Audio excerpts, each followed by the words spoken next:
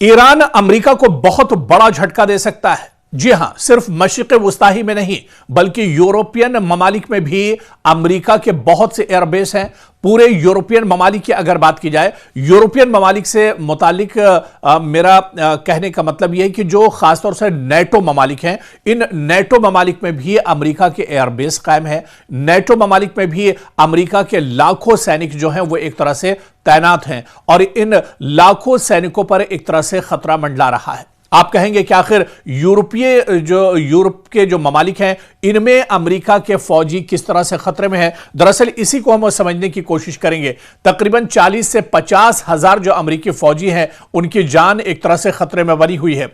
मशरिक़ वुस्ता में आप देखिए तकरीबन 10,000 अमेरिका के जो फौजी हैं वो अलग अलग जो एयरबेस हैं उस पर एक तरह से तैनात हैं और इसके बारे में इससे पहले भी हम आपको जानकारी दे चुके हैं। लेकिन आज यूरोपियन ममालिक कौन कौन से यूरोपीय ममालिक हैं और इसके अलावा नेटो ममालिक हैं जहां पर अमेरिका ने अपने एयरबेस बनाए हुए हैं, जहां पर अमेरिका के फौजी हर वक्त तैनात रहते हैं, इसके बारे में हम समझने की कोशिश करेंगे। खासतौर से नेटो ममालिक की अगर बात की जाए तो इन नेटो ममालिक में जर्मनी में अमेरिका के कई एयरबेस हैं और जर्मनी में तकरीबन 35,000 से ज्यादा अमेरिकी फौजी हर वक्त तैनात रहते हैं, जो नेटो मुआहिदे के तहत एक तरह से इनकी तैनाती होती है। इसी तरह से इटली में अगर बात की जाए, इटली में भी अमेरिका के कई एयरबेस हैं और यहां पर 12,000 से ज्यादा अमेरिकी सैनिक और अमेरिकी फौजी हर वक्त तैनात रहते हैं।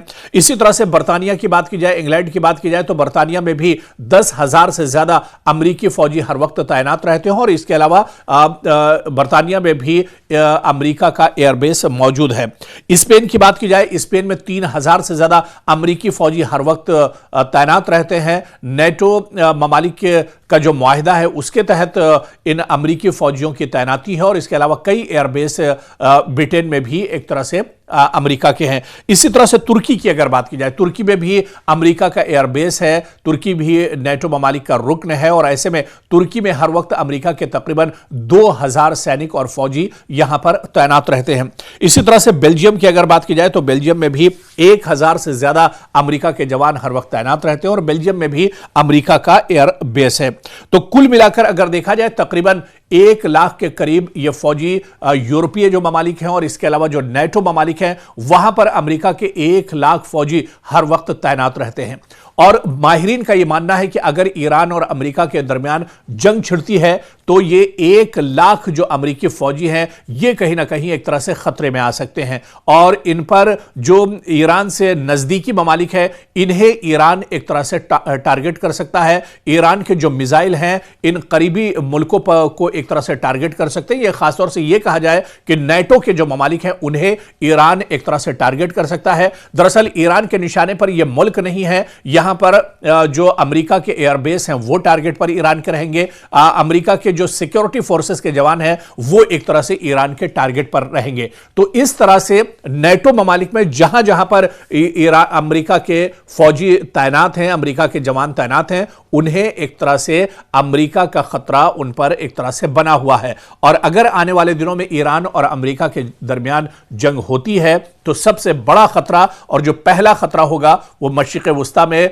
जो अमेरिकी फौजी है उन पर सबसे बड़ा खतरा है। इजराइल में जो अमेरिकी फौजी हैं उन्हें बड़ा खतरा है और इसके अलावा यूरोपीय ममालिक और नेटो ममालिक में जो अमेरिका के जवान, अमेरिका के एयरबेस हैं उन पर एक तरह से बड़ा खतरा मंडरा रहा है।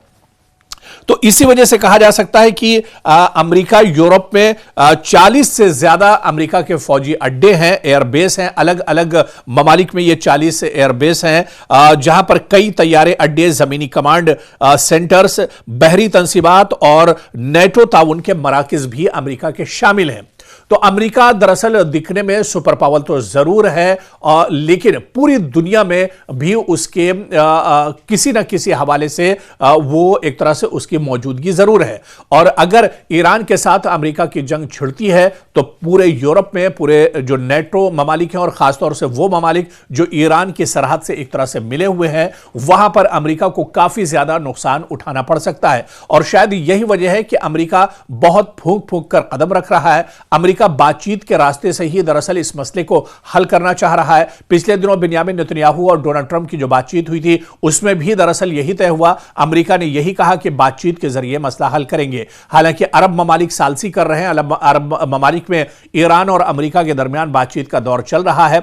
दूसरे दौर की बातचीत आने वाले दिनों में शुरू हो सकती है और यह कहा जा सकता है कि किसी बड़े यूरोपीय मुल्क में भी ईरान और अमेरिका के दरमियान सालसी करने के लिए बातचीत का दौर शुरू हो सकता है।